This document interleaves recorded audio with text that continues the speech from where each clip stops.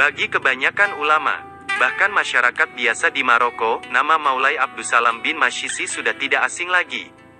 Beliau, sebagaimana tercatat dalam kitab At-Tabakat Asy-Syadziliyah Al-Kubro, karangan Syekh Hasan bin Muhammad bin Qasim At-Tazi, merupakan guru dari 3 wali kutub, pemimpin para wali. 3 wali dimaksud yaitu Syekh Ahmad Al-Badawi, murid wali kutub Syekh Abdul Qadir Al-Jailani dan Syekh Ahmad Rifai, Syekh Ibrahim Ad-Dusuki dan Syekh Abu Al-Hasan Ali bin Abdillah Asy-Syadzili, pendiri tarekat Syadziliyah. Beliau dalam dunia perwalian masuk kategori Al-Gouts yang berarti penuntun, atau pembimbing kepada kebaikan dan kebagusan, khususnya dalam menuju makrifat kepada Allah atau Kutul Aktab, pemimpinnya para pemimpin wali. Maulai Abdussalam bin Masyisi dengan kedalaman ilmu dan kezuhudannya yang tinggi, adalah sosok yang sangat tertutup dan tidak ingin dikenal oleh manusia. Hal ini bisa dilihat dari salah satu doa beliau. Ya Allah, aku mohon kepadamu, agar makhluk berpaling dariku, sehingga tidak ada tempat kembali bagiku selain kepadamu. Allah pun akhirnya mengabulkan permohonan beliau tersebut. Dan karena sangat ketertutupannya itu, sampai tidak ada yang mengenal beliau kecuali Waliullah Syekh Abu Al-Hasan. Perkenalan dan pertemuan agung beliau dengan muridnya, Syekh Abu Al-Hasan Asy-Syadzili, berawal saat Syekh Abul Hasan, yang saat itu di puncak perasaan yang dahsyat untuk bertakarub kepada Allah, berharap hatinya penuh cahaya marifatullah, mengembara mencari mursyid yang kutub. Sampailah beliau ke negeri para wali di Irak. Dari satu wali ke wali lain yang beliau temui, belum juga membuatnya puas sebelum bertemu dengan seorang wali kutub di zaman itu.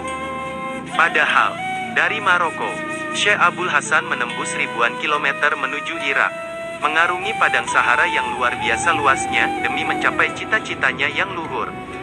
Akhirnya, beliau bertemu dengan salah seorang wali di Irak. Ketika itu sang wali yang beliau temui berkata kepadanya, "Wahai anak muda, engkau mencari kutub jauh sampai di sini. Padahal orang yang engkau cari itu sebenarnya di negeri asalmu sendiri. Beliau adalah kutubus zaman yang agung saat ini. Sekarang pulanglah engkau ke Maghrib Maroko daripada bersusah payah berkeliling di negeri ini." Saat ini beliau sedang berkholwat di puncak gunung di sebuah gua. Temuilah beliau dan cari di sana. Setelah itu beliau bergegas menuju Maroko dan kembali ke desanya Gamarah, tempat di mana beliau dilahirkan. Hatinya tak terbendung, ingin segera bertemu dengan sang kutub yang menetap di puncak gunung Jabal Al-Alam itu. Ketika menempuh jalan berliku menuju puncak gunung, Syekh Abul Hasan akhirnya bertemu juga dengan sang kutub tersebut. Kemudian sang kutub, Maulai Abdussalam bin Masyisi, memerintahkannya berkali-kali untuk mandi di dekat gua, yang kebetulan ada air untuk mandi dan berwudu. Hingga beliau sadar bahwa perintah tersebut untuk mensucikan diri dari hal-hal yang berkaitan dengan keangkuhan dan kesombongan. Kemudian, saat beliau keluar dari bersuci dan menghadap dalam keadaan fakir, dari arah gua itu muncul sosok yang tampak lanjut usia dengan pakaian yang sederhana, dan dengan songkok dari anyaman jerami seraya berkata, "Marhaban wahai Ali bin Abdullah bin Abdul Jabbar," dan seterusnya dengan menyebut nasab Syekh Abul Hasan sampai ke Rasulullah. Mendengar itu semua, Syekh Abul Hasan semakin takjub. Belum sempat mengeluarkan kata, sang kutub itu melanjutkan, "Wahai Ali, engkau datang kepadaku sebagai fakir, baik dari segi ilmu maupun amalmu. Maka engkau akan mengambil dariku semua kekayaan, dunia hingga akhirat." Bahkan, beliau melanjutkan, "Ketahuilah bahwa sesungguhnya sebelum engkau datang ke sini, Rasulullah telah memberitahu kepadaku segala hal tentang dirimu, serta akan kedatanganmu hari ini. Selain itu, aku juga mendapatkan tugas dari beliau agar memberikan pendidikan dan bimbingan kepadamu. Oleh sebab itu ketahuilah bahwa kedatanganku kemari sengaja untuk menyambutmu." Begitulah sedikit gambaran tentang sang Kutul Aktab, atau Al-Gouts, Maulai Abdussalam bin Masyisi. Beliau adalah Abdussalam bin Masyisi bin Malik bin Ali bin Harmalah bin Salam bin Mizwar bin Haidarah bin Muhammad bin Idris Al-Akbar bin Abdullah Al-Kamil bin Al-Hasan Al-Musana bin Al-Hasan As-Sabat bin Ali bin Abi Talib, suami Fatimah Az-Zahra putri Rasulullah. Lahir pada tahun 559 Hijriah bertepatan dengan 1198 Masehi, dan wafat pada tahun 622 Hijriah 1261 Masehi.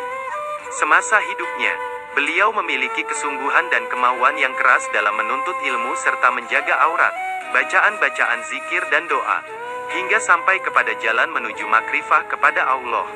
Dalam bidang ilmu pengetahuan, salah satunya beliau berguru pada Syekh Ahmad yang dijuluki Aktaraan, dimakamkan di daerah Abraj dekat pintu Tazah. Dalam bidang tasawuf, di antara para gurunya adalah Syekh Abdurrahman bin Hasan Al-Attar, yang terkenal dengan Az-Ziya'at. Dari beliau Ibnu Masyisi belajar tentang ilmu muamalah atau interaksi sosial dengan masyarakat, yang sumbernya berakhlak sesuai dengan akhlak baginda Rasulullah.